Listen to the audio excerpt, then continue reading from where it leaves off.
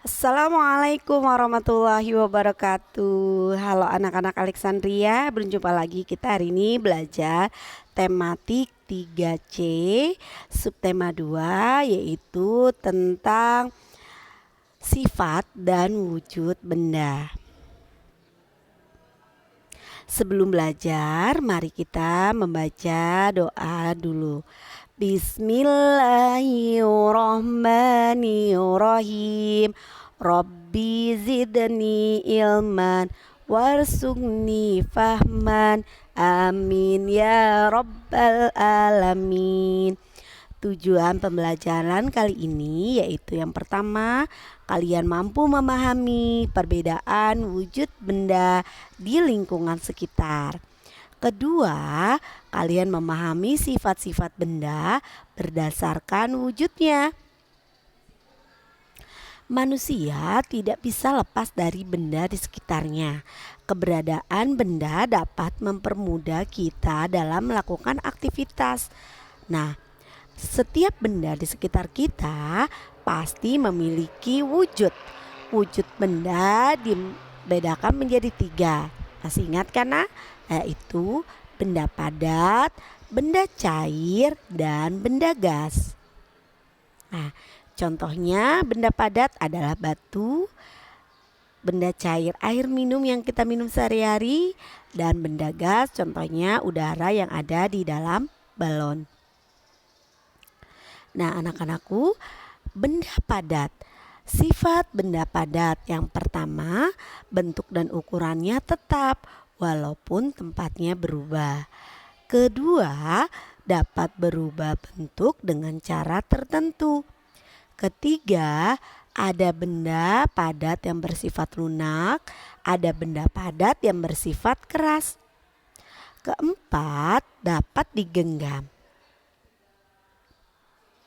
Sifat benda padat yang pertama adalah bentuk dan volumenya tetap walaupun tempatnya berubah. Nah, contohnya di sini ada beberapa pulpen yang dimasukkan ke dalam wadah. Hal ini bisa kita buktikan ketika kita memasukkan pulpen ke dalam wadah. Volume pulpen tidak akan berubah. Bentuk pulpennya juga tidak akan berubah walaupun misalnya tempatnya di sini berbentuk seperti jaring-jaring ya, nak, tapi pulpennya tidak berubah bentuk seperti jaring-jaringnya, tetap panjang ya. Kedua, sifat benda padat dapat berubah bentuk dengan cara tertentu. Misalnya nih, ditekan, dipotong, dipukul, dan lain sebagainya. Nah, kayu dapat dibentuk dengan cara dipotong-potong menjadi sebuah lemari. Sifat benda padat yang ketiga adalah ada benda padat yang bersifat lunak, keras maupun lentur. Contoh yang bersifat lunak, contohnya yaitu plastisin, ya, play-doh, ataupun tanah liat. Ini yang biasa kamu mainkan dengan cara-cara ditekan-tekan ya, nak, maka dia akan berubah wujud. Yang kedua bersifat keras.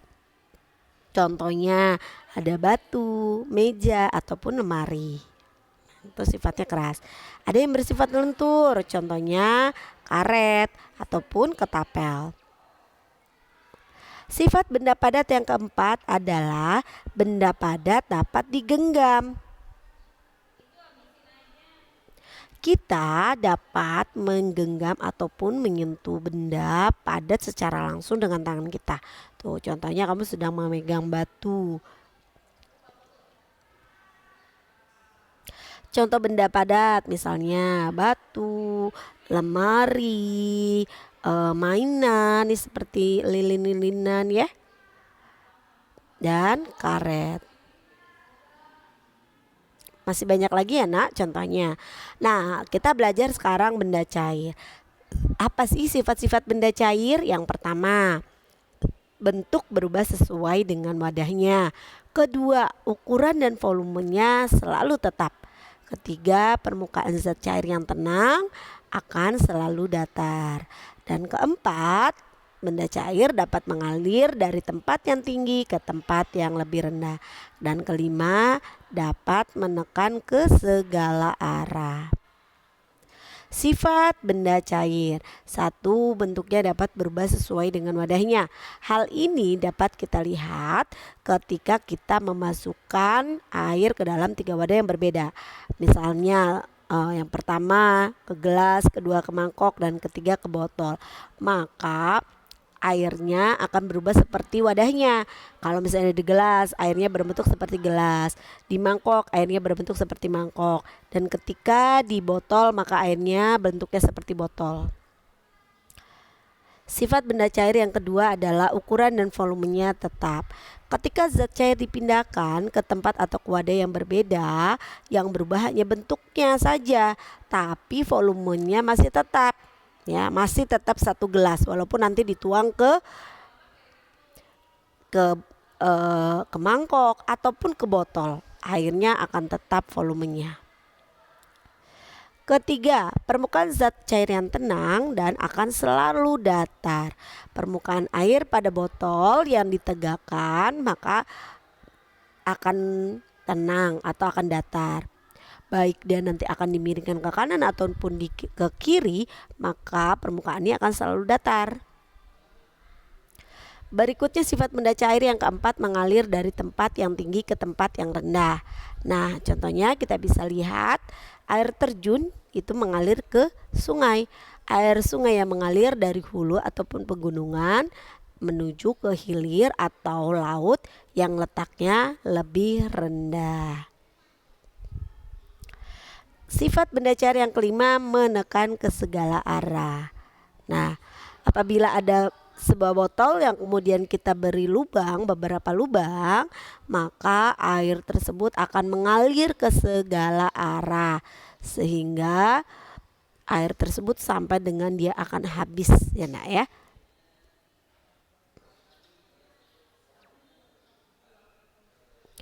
Contoh benda cair seperti air minum yang kita minum sehari-hari, ada madu, minyak, ada kecap, saus, dan sebagainya.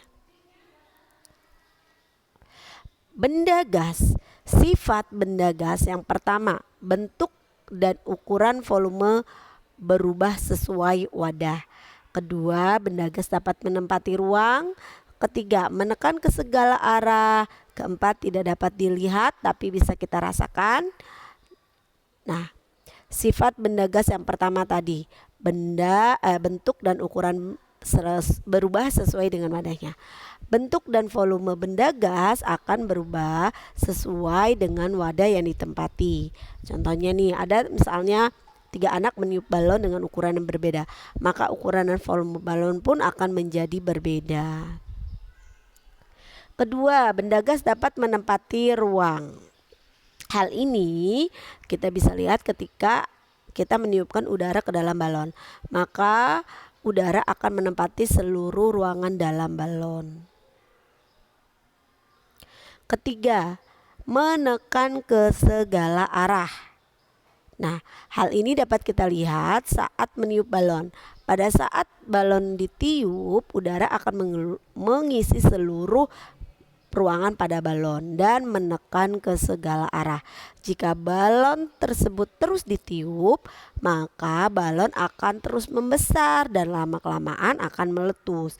Balon meletus karena dinding balon tidak dapat menahan tekanan udara dalam balon.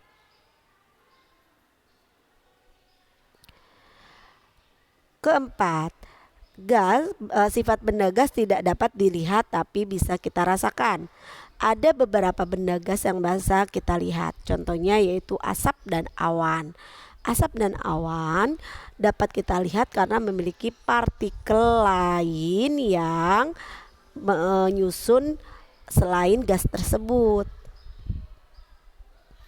Contohnya udara, asap, awan, uap air maupun gas LPG. Kesimpulan pembelajaran hari ini yang pertama, benda di sekeliling kita terdiri atas benda hidup dan benda mati. Kedua, benda memiliki tiga wujud, yaitu bisa padat, cair maupun gas. Masing-masing memiliki sifat yang berbeda. Ketiga, benda juga memiliki ciri-ciri yaitu dapat memiliki massa ataupun menempati ruang. Nah, alhamdulillah kita sudah selesai. Nah, tugasnya yaitu kamu kerjakan buku tematik 3C halaman 78 dan kalian kirim ke GCR ya anak-anak. Nah, kita akhiri dengan membaca hamdalah dan doa kafaratul majelis. Alhamdulillahirabbil alamin. Subhanakallahumma wa bihamdika asyhadu alla ilaha illa anta astaghfiruka wa atubu ilaik. Assalamualaikum warahmatullahi wabarakatuh.